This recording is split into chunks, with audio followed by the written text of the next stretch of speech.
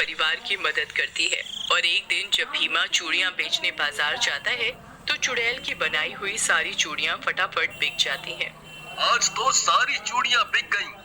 कुसुम और बच्चे बड़े खुश होंगे जब उन्हें ये पता चलेगा कि मेरी सारी चूड़ियाँ बिक गईं। ऐसा करता हूँ, मैं बच्चों के लिए खिलौने ले लेता हूँ। बच्चे खिलौने देखकर बड़े खुश होंगे। और हाँ, कुसुम के लिए एक साड़ी ले लेता हूँ। उसे बहुत दिनों से दिलाई भी नहीं है। वो देखेगी तो बड़ी खुश होगी। भीमा घर पहुंचकर कुसुम को आवाज देता है। कुसुम, जल्दी आना तो, बहुत अच्छी बात बतानी है। अरे क्या हुआ, आज तो आप बड़े खुश नजर आ रहे हो, क्या बात है? तुम सुनोगी तो खुशी के मारे पागल हो जाओगी। ऐसी क्या बात है, बताओ तो जरा। भीमा कुसुम को बताता है कि उसकी आज सारी चूड़ियाँ बिक गईं। अरे ये तो बड़ी खुशी की बात है। भीमा कुसुम को सारी कमाई दे देता है। इतने सारे पैसे देख कुसुम बहुत खुश होती है। मुकुल, माया, ये लो तुम्हारे खिलौने। खिलौने? अरे वाह, ये तो बहुत सुंदर है पापा। बच्चे खिलौने देखकर बड़े खुश हो जाते हैं। अब जल्दी से खाना खिला दो, बड़े जोरों की भूख लगी है और नींद भी आ रही है। चुड़ैल भीमा के परिवार वालों को खुश देखकर बड़ी खुश होती है। और जब घर के सभी लोग सो जाते हैं तो चुड़ैल फिर चूड़ियाँ बनाने लगती है और खुद भी चूड़ियाँ पहन पहन कर देखती है। और वो रात में ही सारी चूड़ियाँ बनाकर रख देती है।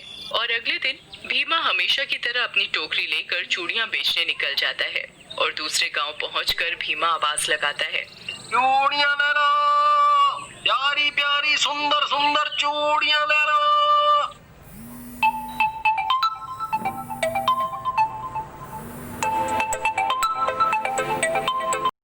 तभी कुछ औरतें आती हैं और भीमा की देखते ही देखते सारी चूड़ियाँ बिक जाती हैं।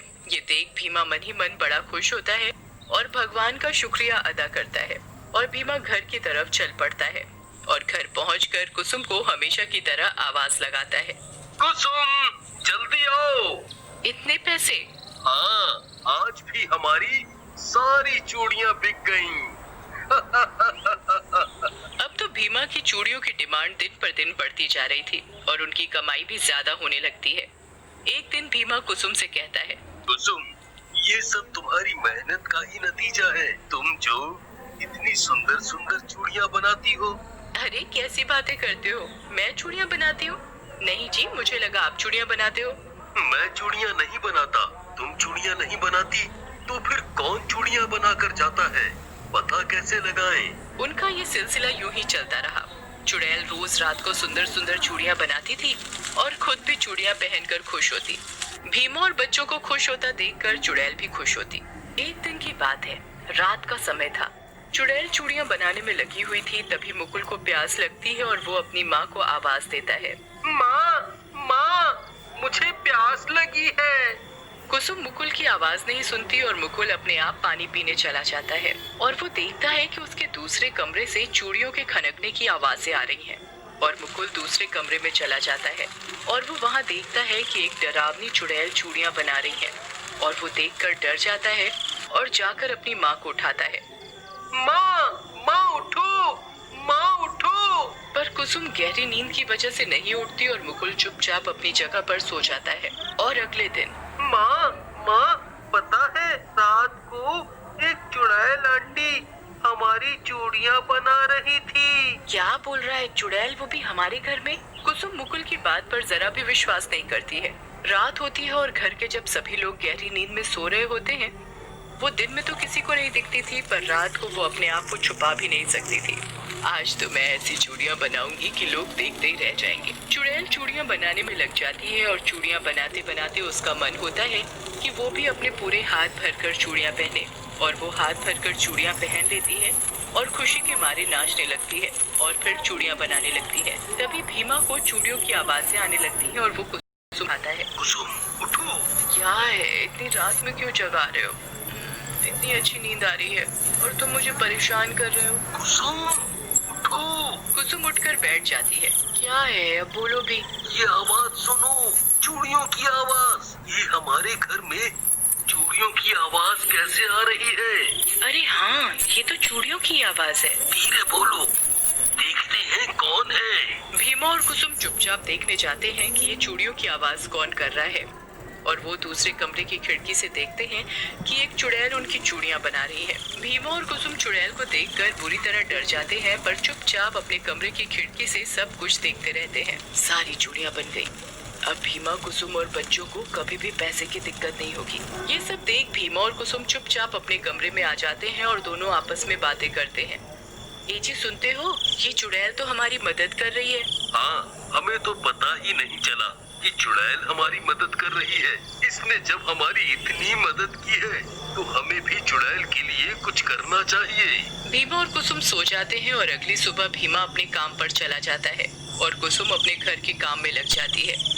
और शाम को भीमा चुड़ैल के लिए बहुत ही सुंदर साड़ी लेकर आता है और कुसुम भी चुड़ैल के लिए बड़ी स्मार्ट लाइट है, और वो कमरे में चूड़ियां बनाने के सामान की जगह साड़ी, खाना और मिठाई रख देते हैं और चुपचाप कमरे की खिड़की से देखने लगते हैं। तभी चुड़ैल आती है और अरे ये क्या, आज तो चूड़ियां बनाने का सामान ही नहीं है, और ये क्या, इतनी सुंदर साड़ी और इतना स्वादिष्ट खाना, मिठाई भी। चुड़ैल साड़ी पहनकर बहुत खुश होती है और स्वादिष्ट खाना खाती है। आज तो मजा ही आ गया।